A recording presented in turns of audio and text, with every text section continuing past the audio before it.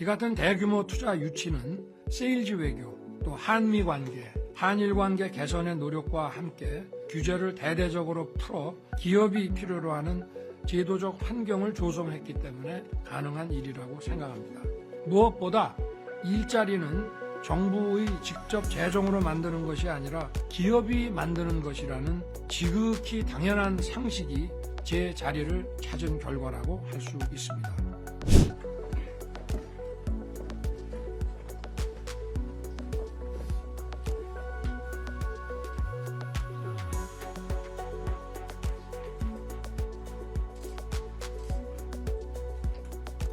공회의를 시작하겠습니다.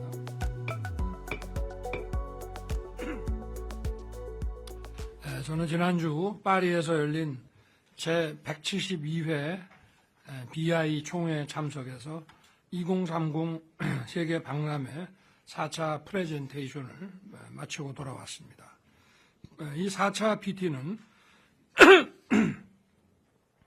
오는 11월 개최국 결정을 앞두고 회원국 표심을 좌우하는 가장 중요한 PT입니다. 저도 직접 프레젠테이션의 한 부분에 연사로 나섰습니다. 가수 싸이 씨와 카리나 씨, 또 성악가 조수미 씨를 비롯해서 건축가 진양교 교수와 스타트업 이수인 대표께서 박람회 유치의 당위성을 특색 있게 발표해 주셨습니다.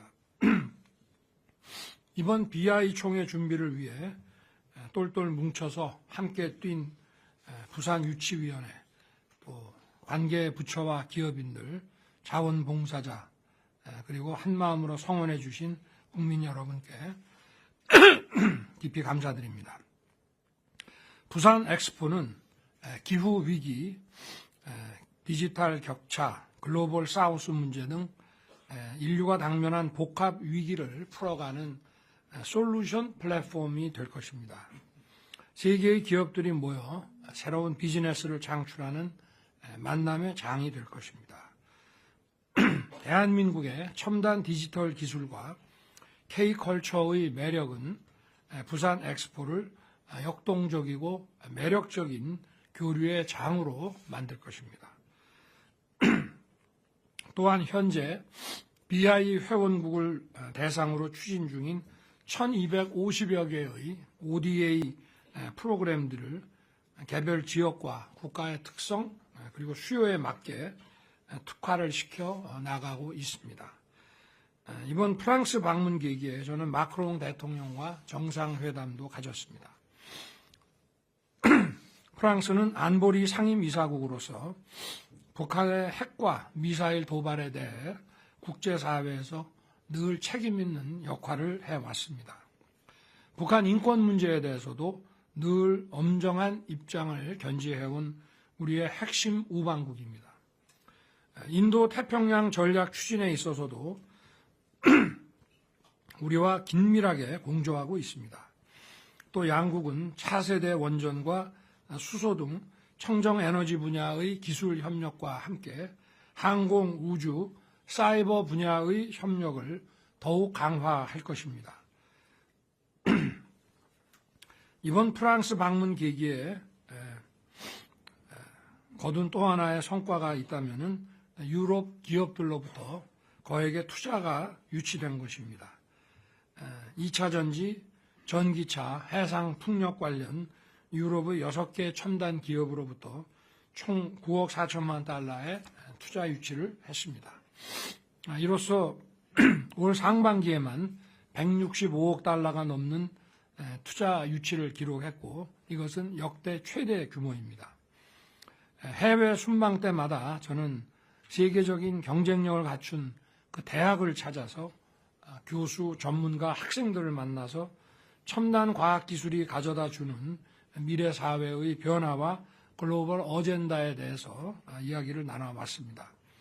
이번 소르본느 대학에서는 디지털 사회에 있어서 윤리의 원칙과 규범을 제정할 국제기구 설립을 제안했습니다. 작년 9월 유엔 총회와 뉴욕 대학에서 새로운 디지털 규범 질서의 필요성을 역설한 뉴욕 이니셔티브에서 한 걸음 더 나아간 것입니다. 6월 22일부터 2박 3일간 베트남을 국빈 방문하여 트엉 주석과 정상회담을 가졌고 당 서기장과도 밀도 있는 회담을 나눴습니다. 한국과 베트남은 작년에 포괄적 전략 동반자 관계로 격상되었고 이러한 관계를 보다 실질화시키기 위한 행동 계획을 이번에 마련했습니다. 먼저 안보 분야에서 전략적 협력을 강화하기로 했습니다. 양국의 국방 외교장관 회담을 정례화해서 전략적 소통 채널을 강화했습니다. 또 베트남과의 방산 협력을 확대하면서 베트남의 해안 치안 역량 강화를 우리 정부가 적극 지원할 것입니다. 베트남 정부가 북핵 대처를 위해 우리와 공조하고 인도 태평양 지역의 자유로운 항행 질서와 국제 규범을 수호하는 데 우리와 협력하기로 한 것은 의미가 크다고 생각합니다. 아울러 베트남의 풍부한 광물 자원과 우리의 우수한 가공 기술을 결합해 우리 주력 산업의 공급망 안정화에 기여할 수 있는 협력 모델을 만들어 나갈 것입니다.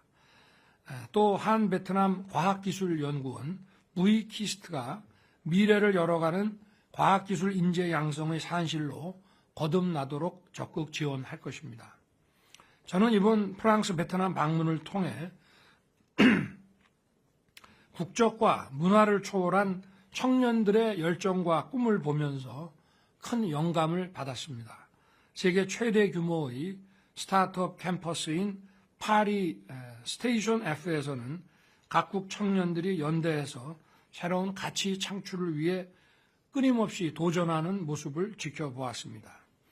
하노이에서 열린 스타트업 챌린지에서도 새로운 창업 아이디어를 가진 한국과 베트남의 청년들이 협업하여 많은 놀라운 일을 성취해낼 수 있다는 것을 확인했습니다. 한국을 사랑하고 한국어를 유창하게 구사하는 베트남 학생들이 장차 베트남의 한국 기업에서 디지털 전문가로 일하는 것이 꿈이라고 하는 그러한 얘기들이 눈에 선합니다. 우리 청년들이 해외 청년들과 교류하고 협업하는데 불편함이 없도록 세심하게 챙길 것입니다.